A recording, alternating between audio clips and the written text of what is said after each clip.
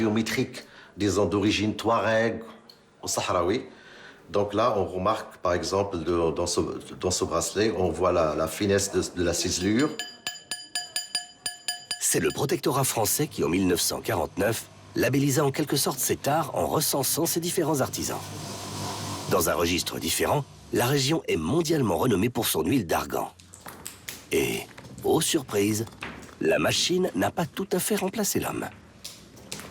Le fait de garder la méthode artisanale, c'est d'abord pour faire travailler les femmes de la région. Voilà, surtout qu'il y en a des processus qu'on peut le faire mécaniquement, mais le concassage, nous avons préféré de garder manuel. Ça donne d'abord un travail pour les femmes de la région. Voilà, et bien sûr, à la fin, on obtient une très très bonne qualité d'huile puisqu'elle est faite artisanalement. Maintenant, les femmes, elles peuvent travailler, elles peuvent gagner leur vie, elles peuvent même aider ces familles. Voilà, donc... Et maintenant, la femme, elles savent qu'elle joue un rôle très, très important dans la société marocaine.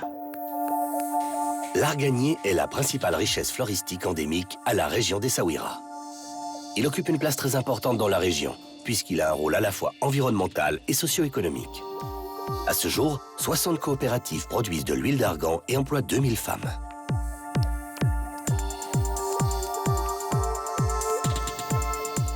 La ville d'Essaouira, chef-lieu de la province, a une longue histoire. Au XIe siècle, Mogador était le port qui desservait tout le sud du Maroc. Mais c'est seulement en 1765 que le sultan alaouite Sidi Mohamed Ben Abdallah fonda une véritable ville portuaire sur l'ancien comptoir portugais de Mogador. Ce sultan demanda alors à un ingénieur français, Nicolas Théodore Cornu, disciple de Vauban et qui avait travaillé pour le roi de France Louis XV, de lui dessiner une nouvelle ville. Théodore Cornu s'inspira en partie de la ville portuaire de Saint-Malo, comme en témoignent ses remparts, pour créer la nouvelle Essaouira. C'est une des cités les plus attachantes de la côte atlantique marocaine. Elle le doit certainement à son climat tempéré toute l'année, à son patrimoine culturel et architectural, mais surtout à l'atmosphère unique qui règne dans ses ruelles, grouillantes de badauds, de commerçants et d'artisans. Essaouira est également réputée pour son bois de tuya et de citronnier, comme nous l'explique Jawad. Sur le tronc de tuya, on fait de l'incrustation avec plusieurs sortes de bois. Tout ça, c'est incrusté morceau par morceau. Par exemple, il y a des morceaux comme ça. On dessine sur la table. Après, avec un petit bérin et un marteau, on vide la partie qu'on a dessinée. Et après, avec la colle à bois, on fixe le motif.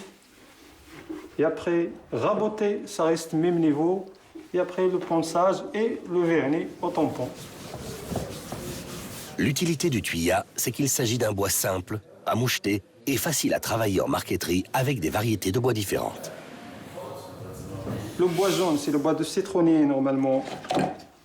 Ce sera comme ça, le bois de citronnier. On travaille avec le bois de citronnier frit dans l'huile. Ça noircit ou bien de l'acacia. Ça, c'est de l'acacia, c'est un bois dur. On travaille aussi avec la nacre de la mer, les ormeaux de coquillage qui brillent là. Et tout ça, c'est incrusté et collé morceau par morceau. Cet art de la marqueterie est apparu ici au début du 19e siècle. Les sultans faisaient appel aux artisans pour la fabrication d'objets de décoration ou de meubles. L'excellence et la créativité dans les formes et le style de ces artisans perdurent, comme en témoigne cette table gigogne aux multiples agencements. Chez nous, il s'appelle la TGV. Le TGV, c'est le train à grande vitesse. La TGV, c'est la table géométrique variable. Avant de nous quitter, un lieu interdit au public nous attend. L'île de Mogador, qui fait face à la ville. Elle abrite une prison désaffectée construite à la fin du 19e siècle, ainsi qu'une mosquée avec son minaret et quelques fortifications abandonnées. Devenue une réserve d'oiseaux, notamment de mouettes et de goélands, elle est aussi un lieu de nidification pour les faucons d'Éléonore qui viennent s'y reproduire. C'est un lieu de fouilles archéologiques qui témoigne du lointain passé de cette région. Une variété de paysages, de climats, une hospitalité légendaire. Cette région de Marrakech-Safi mérite d'être découverte.